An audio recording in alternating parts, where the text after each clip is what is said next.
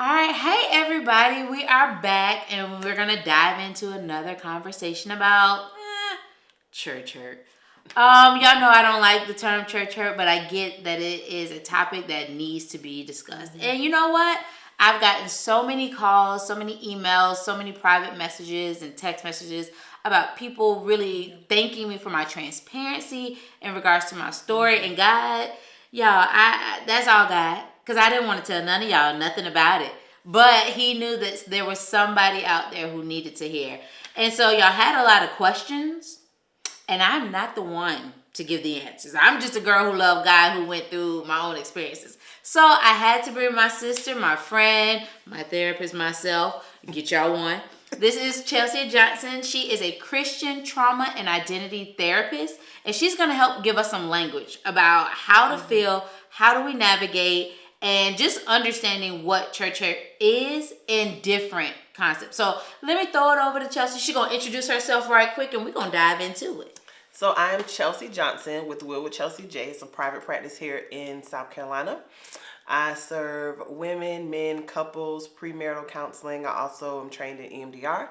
I do expressive art therapy, and I also have formed a community that's called Trauma to Truth that helps serve Christians, people who know and understand that they believe in Christ, who want to heal from any type of traumas that they have experienced. And where can they jump into that? Like, where can they join y'all? Oh, okay. So on Instagram, it's at Trauma to Truth, so _ Trauma to Truth. And then the Trauma to Truth community is on Facebook. Y'all heard it? Now let's lock in. I'm going to let y'all know right now. Y'all going to need some help navigating this church hurt world. Like, I wish I knew back then when I dealt with my own trauma how much I needed a therapist or even a safe group to talk about how I felt, what I was going through, and really like unpack everything, because I had to hold mine in by myself. And granted, some of the people I did talk to about it, some did give me good insight, some not so great insight. But I thank God that He allowed me to connect with Chelsea and really like unpack what it is, because it's layers. As I've learned, it is layers. It's not just you feel it and then you're going to get over it and you're going to move on. Sometimes it takes peeling back. So that's what we're going to that's what we're going to do in this episode. We're going to actually give y'all some steps. Like, we're going to actually have a conversation.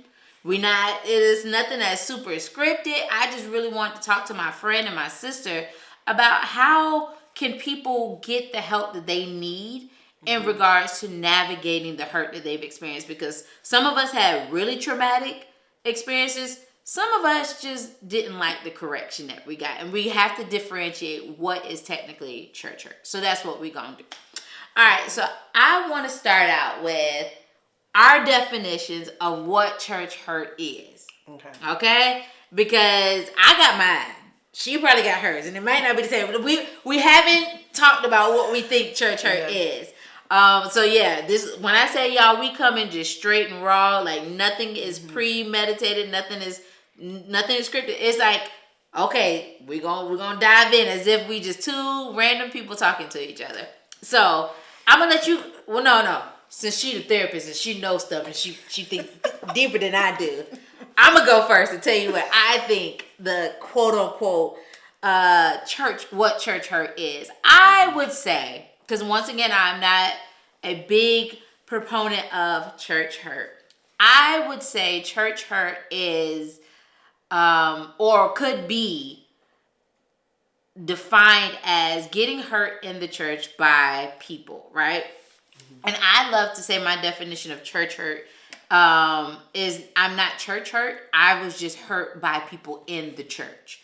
Because I love church. Church never hurt me. The building, the people, the full scope of church never hurt me. I normally had one-offs with people.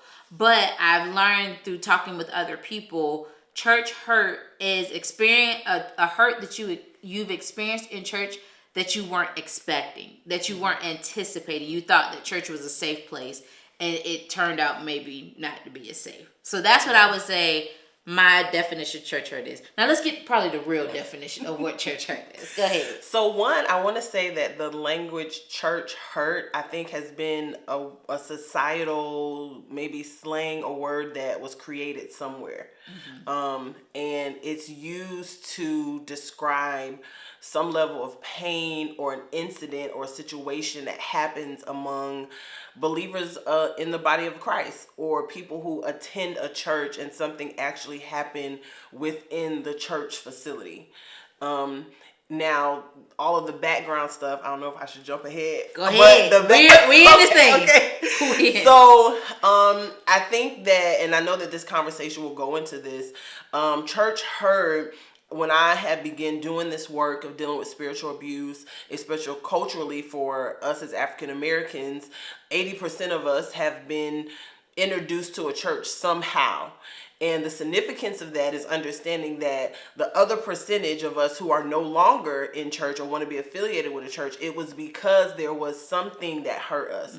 It was something that happened that disrupted our understanding of what the experience of being inside a church, which is like a haven, a safe haven, a refuge for those who are broken, who need to come and bring pain. But then instead you experience more pain in that place. So it's the affliction of a wound. It's the reopening of a wound. It's the initial sting of a situation that happens. It's that, like, ouch, that hurt. And then the language that I like to use when it comes to the body of Christ and trauma is, and it's kind of like, you can say church hurt, but when you have already experienced trauma within your life overall, which at least 90% of Americans have, and then you go into a place that is supposed to help you heal from that trauma and you get afflicted, then that's where the word church hurt comes from. You went into that place with trauma looking to be healed, to be delivered, to be set free, to make connections, which I know we'll talk about too when it comes to relationships, looking for something that's going to make you feel better, and then instead the complete opposite happened. And I think that that's where that term comes from. That is, see, y'all, this is why I said she was going to give us the real language, because that was really good, because we don't think about, you know, when we come into the church, we're coming in broken, we're coming with our trauma, we're coming in with all of these things, and yes, we're looking for freedom, yes, we're looking for acceptance, we're looking for all these things within the church, but we're also, what we don't realize is we're looking at people who are just like us. And so we're looking sometimes in the mirror, and that's what sometimes people can see. They see your trauma and it resonates with their trauma, and because they haven't healed from their own trauma, it just festers within the church. And that's how your safe haven now becomes a place that you don't want to even be in. Like, you don't want to even do anything within the church because of that said hurt. Yeah, one thing I would say is, I think the biggest part of that is understand the practical piece of it. You know, if a pastor gets up and they're speaking for 30, 45, maybe an hour, and they are rehearsing something either that they have reviewed and talked through, you know, with God or with someone else, and just studied in the Word, however they come up with their messaging. But oftentimes the piece that's missing is the how-to. The how-to is major. So going back to the other pieces you said, I think the human experience sometimes causes us to miss out on things that really need to be dealt with in a totally different level, in a totally different way, because we have program. We have the way in which things are ran, organizations, auxiliaries, all of the things have a structure to it. And sometimes on a Sunday morning or even during a Bible study, just think about it. It's no time to spend an extra hour with you as an individual to work through your frustrations, your upset, you know, the things that made you mad that week. Who has the time for that? Where is the time for that when you think about the church that you go to? Yes, there's this thing of small groups. So people have small groups, but you have to think about the people who are running the small groups. Are they qualified? Are they professionals? Are they qualified to deal with certain things? Because sometimes they're not. Right, and most time they're peer-led. And are these people who have worked through and have healed from certain things themselves to be able to give you the practical and biblical Like, Right, if we let's just not go keep- like directly to the word, is it biblical advice and instruction and direction that they understand about how you need to actually heal that area of your life, meaning that it's not continuing to show up and affect you? Yeah, that's good, because, and to piggyback on that, with them having language, are they healed themselves? Because can an unhealed person truly teach somebody how to be healed? Because our backgrounds might be different. I might have came from a very traumatic background. Maybe your trauma came a little later in life and it wasn't that bad. But are you healed enough to say in these small, and I'm only talking in the context of small groups, are you healed enough to really see me and see deep inside of me and be transparent enough with me about your story or about your trauma that will lead me not to you or not to my pastor, but to God? And I think that is a lot of times what I see is a lot of times we'll trauma bond. And now my healing, I feel like, comes with the bond of me being close to you instead of me growing closer to God. And then when me and you fall out, now I got trauma on top of trauma. And so that's why, side note everybody, get you a therapist. Your pastor cannot always be your therapist. The ministers at your church can't always be the ones who fix you. That's why God gave them the gift to help you pull apart and dissect and really treat the brain, because that's what they do. They treat your brain, they treat your emotions, they treat your innermost feelings. Like, that is truly their gift. And I know, some, and that's another thing within some churches, they don't like therapy in church. They feel like, no, you should be able to just go to God and that's enough. No. Yeah. I think who is it, Jackie Hill Perry? They say like God and therapy. Yeah, I think that it's important because, one, if we just think about like some of the trauma-filled beliefs that we have, like it's a lot of what you said. Like, all you need to do is pray. All you need to do is fast. All you need to do is read your word. And absolutely, you do need to do those things. As disciples who are walking out these life, these are the disciplines that we should already have. Yes. So this is not in addition to dealing with the things that have happened in your life journey and in your experience and in relationship with other people. Yeah. Because we have to understand that as human beings in this earth, we are relating to the people who are walking beside us. That's true. And in those relationships, you're going to experience certain things.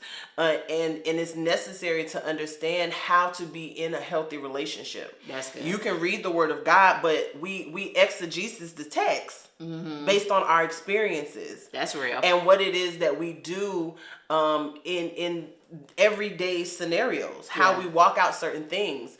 And God may give a certain level of interpretation to the messaging based on what we read in the word, but it's still the lens that you see it through is your very own. That's good. It is how you live every day, is how you relate to money, how you relate to the dog, how you relate to food, how you relate to the clothes on your back. Everything that you do in relationships, or how you walk out things, whether it's in a church or outside of church, is based on your own lens. And if you are a scholar of the word of God, it's also based on that. It's just the biases and prejudice that we just have as human beings. Yeah. This is not about right or wrong. Yeah. This does not mean just because you eisegesis the text a certain way, exegesis the text a certain way, that something is wrong with that, or you're interpreting it wrong. It's just based on who you are. That's uniquely made to be as an individual. That's good. That's good. So since we done already talked about, well, we're on the topic, we stirring in it about the connections, the relationships. Let's dive into that, because when dealing with church hurt, a lot of our hurt can come from relational, like how close we are to certain people and what that relationship dynamic looked like how did that person put themselves in your life, or where did you put that person in your life? Because that's a thing, we can idolize people because they super saved, they know the Lord, so I got to esteem them on a platform that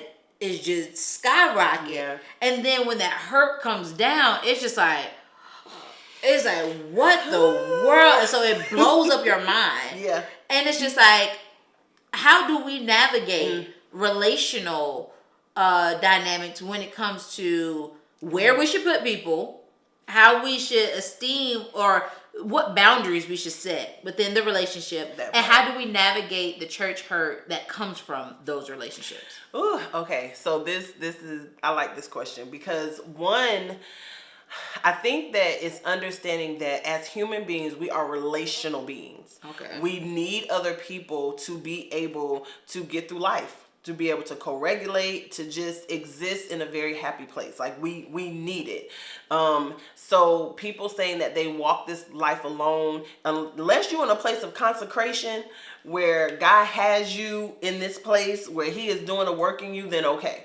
But outside of that, even in that, you have counsel that you call. You have people that pray for you. There are still other people who are connected to you. Even if it's just one person, it's still somebody else that is human flesh as you are, that you need to be able to relate to be healthy. When we look at the Maslow hierarchy of needs, like one of the number one things on level 1 is belonging. And we need that. Like we need to feel safe in that belonging, and outside of food, shelter, and all those things, like we need that. So when we go into a church setting and there are all of these humans there, we're looking for who we can attach to feel as though we belong. That's real. Right? That's like real. We're looking for those ones that look like us, talk like us, the ones who are doing the same things that we're doing.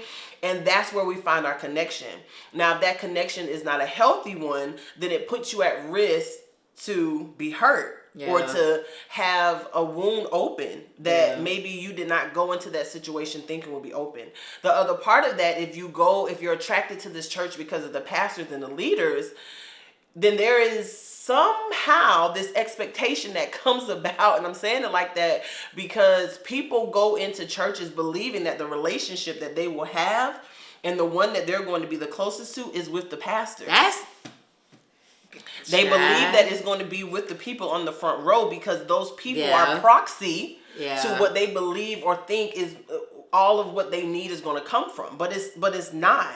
And I will say this, to even help some pastors out when it comes to the congregation, they look to pastors to be their end all be all, to be their spiritual mothers and fathers. But that's not why God brought you there. Ooh, talk about it. Like if there is something that you are going through on your journey, and something that you need, that God is bringing you into that place to be able to experience, then that is why you're there. That's so good. There are people on the back row. There are people taking out the trash that have what you need. Yes. That does not mean that you need to be in the back office with the pastors in order to get what you need. That's good, man. Just because of the office that they hold, that does not, or the assignment on that life, that does not mean that they are going to be able to give you all of the resources. But then the other side of that is the reason why the congregation is so important. And the people in the congregation, where you have doctors and lawyers and nurses and people who have just experienced things. They don't even have to have these type of positions or professions in life, but they have stories. They have testimonies. They have overcome certain things. And it's them that you need to connect with in this need to relate and belong, where you can get what you need. Yeah. And in understanding that, you can avoid and prevent your feelings from being hurt. Y'all, I ain't heard not one lie. Yeah, y'all, I'm talking, we here. Baby, I wish I would have heard that when I got into the church. Granted, I came into the church later in life, didn't have the experience of what churches and having healthy boundaries. Yeah.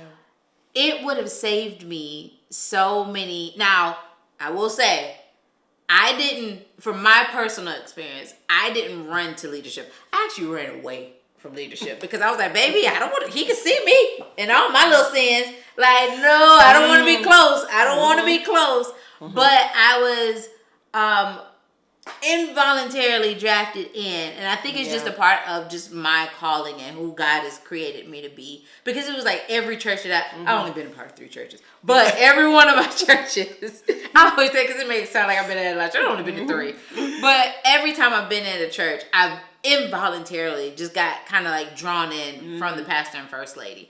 And now knowing what God has called me to do, I understand why now. Yeah. But had I known that, because I always say, I tell people anytime, being a part or being close to leadership, it is such a battle. It's spiritually such a battle, because determining your proximity to your leaders will show you multiple sides of them. And so you have to be okay with seeing their good side, their bad side, because a lot of people only see their pastors from a certain distance. And they just see the pastor who preaches, who's doing all the things and saying all the great stuff from the pulpit, but you don't see the pastor who's behind the scenes, who may be dealing with an ego problem or a pride problem or this, and they, because you're so close, you get hit first before it hits other people. And so learning that those people, like how you said, those people on the front row don't mean that they got it all together. Yeah. Don't mean that they treat everybody well. Doesn't mean that they are any closer to God than, like you said, the person on the back row. Because if I'm honest, a lot of my help came from people who had no title, who just experienced life and experienced church and had their own interactions. So, and they learned to deal with life as it came, and they heard from God themselves. So I like how you say that is so important, because like how you said, everybody wants to be close with the pastor. And now it's like, you better be careful what you ask for, because you got to show grace to these people when you get close to your leaders, because they deserve grace just as much as we do. Because like I said, they don't have it all together. Now, some may act like they have it all together, and that may be where your misconception of their title, their position, or who they are as a person.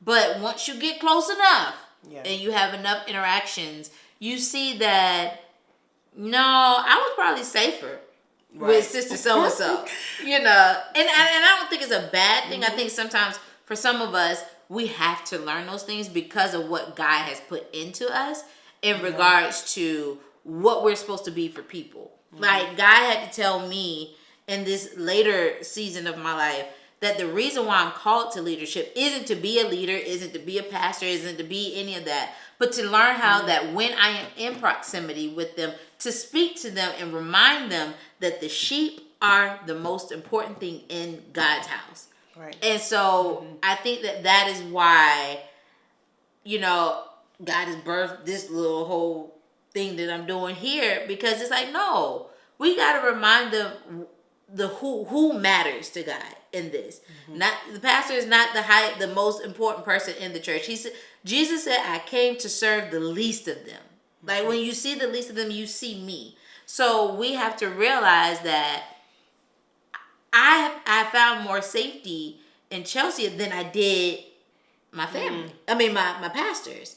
And so it's just like, but I was closer to them than I was you. So I want to go back to something you said a few seconds ago about being like in proxy to the pastors, and one thing I would say is that there is a certain level of intellect and emotional maturity that you need to have. Oh, absolutely. Because when the pastors, or however you see them and you're experiencing them for 1 or 2 hours based on what they have to facilitate at that time.